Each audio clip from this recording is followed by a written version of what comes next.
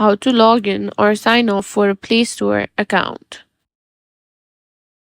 In today's video, I'm going to walk you through how to log in or sign up for a Google Play Store account.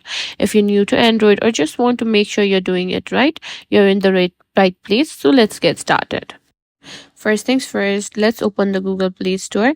Look for the Play Store app on your device, which is usually on the home screen or in your app drawer. Tap on it to open the store. Once the Play Store opens, you'll likely see a sign in prompt if you're not already logged in. If you see the option to log in, go ahead and tap on it.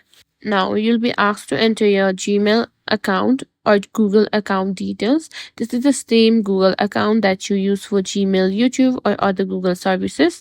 Enter your email or phone number associated with your Gmail account. Then tap next and type in your password and simply type next again. And you may be asked to accept Google's terms and conditions. Just read them through and tap on I agree to continue.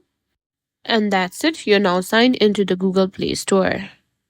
You should see a profile icon in the top right corner. From here, you can start browsing apps, games, and movies and more.